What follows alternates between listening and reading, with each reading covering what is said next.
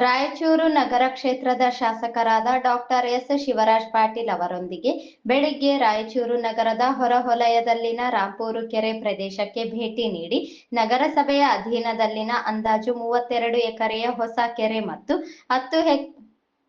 10 ಎಕರೆಯ ಹಳೆಯ ಕೆರೆಗಳ ವೀಕ್ಷಣೆ ನಡೆಸಿದರು. ಕರ್ನಾಟಕ ನೀರಾವರಿ ನಿಗಮ ನಿಯಮಿತ, ಕೆಎನ್ಎಲ್ಎಲ್ದ ಕೃಷ್ಣಾ ಜಲಭಾಗ್ಯ ನಿಗಮ ನಿಯಮಿತ ಮತ್ತು ತುಂಗಭದ್ರಾ ಎಡದಂಡೆ ಹಾಗೂ ನಾರಾಯಣಪುರ ಬಲದಂಡೆ ಕಾಲುವೆಗಳ ಮೂಲಕ ಗಣೇಕಲ್ ನೀರು ಸಂಗ್ರಹ ಕೇಂದ್ರದಿಂದ ಬರುವ ನೀರನ್ನು ಕೆರೆಗಳಿಗೆ ತುಂಬಿಸುವುದರ ಬಗ್ಗೆ ಸಚಿವರು ಇದೇ ವೇಳೆ ಅಧಿಕಾರಿಗಳೊಂದಿಗೆ ಚರ್ಚಿಸಿದರು.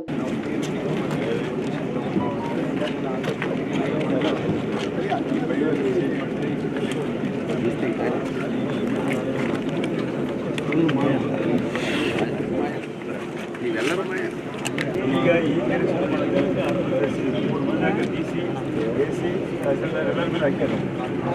ಅದೊಂದು ಈಗ ಮತ್ತೆ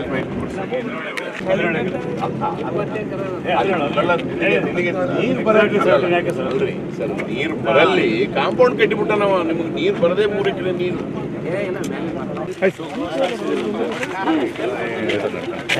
ಎಲ್ಲಪ್ಪನ ಸ್ಪೆಷಲ್ ಗ್ಯಾಂಗ್ ಆಮೇಲೆ ಇದು ಬೇಡ ಅಲ್ಲಿಗೆ ಮಾಡಿದ್ರೆ ನಮ್ಮ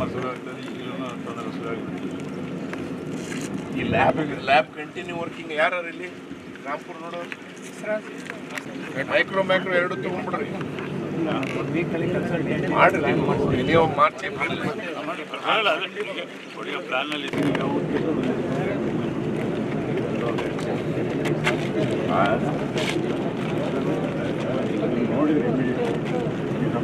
ನಂತರ ಸುದ್ದಿಗಾರರೊಂದಿಗೆ ಮಾತನಾಡಿದ ಅವರು, ಗಣೇಕಲ್ ನೀರು ಸಂಗ್ರಹ ಕೇಂದ್ರದಿಂದ ಪ್ರತಿ ಬಾರಿ ಕೆನಾಲ್ಗೆ ನೀರು ಬಂದಾಗ ಕೆರೆಗಳನ್ನು ತುಂಬಿಸುವ ಬದಲಾಗಿ ಗ್ರಾವಿಟಿ ಮೂಲಕ ಕೆರೆಗಳಿಗೆ ನೀರು ತುಂಬಿಸುವುದು ಉತ್ತಮ. ಹೀಗಾಗಿ ಈ ಪ್ರದೇಶದಲ್ಲಿ ಹೊಸದಾಗಿ ಗ್ರಾವಿಟಿ ರಿಸರ್ವ್ ನಿರ್ಮಾಣ ಮಾಡುವುದರ ಬಗ್ಗೆ ಪರಿಶೀಲಿಸಲು ಸೂಚಿಸಲಾಗಿದೆ ಎಂದು ಹೇಳಿದರು. ಹಳೆಯ ಕೆರೆಯಲ್ಲಿನ ಹೂಳು ಎತ್ತಿ ಅಲ್ಲಿನ ಮಣ್ಣನ್ನು ಪರೀಕ್ಷೆಗೊಳಪಡಿಸಿ ತಜ್ಞರ ವರದಿ ಪಡೆದು ನೀರು ಶೇಖರಣೆ ಮಾಡಿದ್ದಲ್ಲಿ ನೀರು ಸಂಗ್ರಹವಾಗಿ ಬೇಸಿಗೆಯ ಸಮಯದಲ್ಲಿ 13 ವಾರ್ಡ್ಗಳಿಗೆ ಸಮರ್ಪಕವಾಗಿ ನೀರು ಹರಿಸಲು ಸಾಧ್ಯವಾಗುತ್ತದೆ. ಆ ನಿಟ್ಟಿನಲ್ಲೂ ಯೋಚಿಸಲಾಗುತ್ತದೆ ಎಂದರು. ಆರೋಗ್ಯ ಇಲಾಖೆ ಮತ್ತು ಕೃಷಿ ಇಲಾಖೆಯಿಂದ ಲ್ಯಾಬ್ ಪರೀಕ್ಷೆ ನಡೆಸಲು ಸೂಕ್ತ ವ್ಯವಸ್ಥೆ ಕಲ್ಪಿಸಲಾಗುತ್ತದೆ ಎಂದರು. ಈಗಾಗಲೇ ಕೆರೆಯ ಪಕ್ಕ ಇನ್ನೂ 10 ಎಕರೆ ಭೂಮಿ ಲಭ್ಯವಿರುವುದಾಗಿ ತಿಳಿದು ಬಂದಿದ್ದು, ಅದನ್ನು ಕೆರೆಯಾಗಿ ಪರಿವರ್ತಿಸಿ ನಗರಕ್ಕೆ ಕುಡಿಯುವ ನೀರಿಗೆ ತೊಂದರೆಯಾಗದಂತೆ ನೀರಿನ ಪ್ರಮಾಣವನ್ನು ಹೆಚ್ಚಿಸಲು ಕ್ರಮ ತೆಗೆದುಕೊಳ್ಳಲಾಗುತ್ತದೆ ಎಂದರು. ಬರುವಂಥ ದಿನಗಳಲ್ಲಿ ಬರುವಂಥ ವರ್ಷಗಳಲ್ಲಿ ಸಿಟಿ ಎಕ್ಸ್ಪ್ಯಾನ್ಷನ್ ಆಗ್ತಿರೋದು ಜನಸಂಖ್ಯೆ ಹೆಚ್ಚಾಗೋದ್ರಿಂದ ಫ್ಯೂಚರ್ಗೆ ಯಾವ ರೀತಿಯಾಗಿ ಪ್ಲ್ಯಾನ್ ಮಾಡಬೇಕು ಅಂತೇಳಿ ಇವತ್ತು ಶಾಸಕರು ನಾವು ಮಾತಾಡಿ ಜಿಲ್ಲಾಧಿಕಾರಿಗಳು ಕಮಿಷನ್ ಎಲ್ಲ ಕರೆಸಿದ್ವಿ. ನಮ್ಮ ಕಾರ್ಪೊರೇಟರ್ಸ್ ಎಲ್ಲರೂ ಬಂದಿದ್ದಾರೆ. ಒಟ್ಟಾರೆ ಇಲ್ಲಿರ್ತಕ್ಕಂಥ ನಾವು ಈಗ NRBC ಮತ್ತು TLBC ಎರಡು ಇದೆ. ಈಗ TLBCಯಿಂದ ಮಾಡಿ ಪಂಪ್ ಮಾಡ್ತಾಯಿದ್ವಿ. ಈಗ NRBC ಸಹಿತ ಮುಂದೆ ನೀರು ಬರ್ತದೆ ಈ ಕೆನಾಲ್ದು. ಹಾಗಾಗಿ ಗ್ರಾವಿಟಿ ಮೇಲೆ ಬರಲಿಕ್ಕೆ ಸಾಧ್ಯತೆ ಅಂದರೆ ಇದ್ದು ಕೆರೆ ಪಕ್ಕದ ಏನೋ ಇನ್ನೊಂದು 10 ಎಕರೆ ಕೆರೆ ಇದೆ ಅಂತ ಹೇಳ್ತಾರೆ. ಅದನ್ನು ವೆರಿಫೈ ಮಾಡಿ ಗ್ರಾವಿಟಿ ಮೇಲೆ ನೀರು ತುಂಬಿದ್ರೆ ನಮಗೆ ಸಮಸ್ಯೆಗಳು ಕಡಿಮೆ ಆಗ್ತವೆ.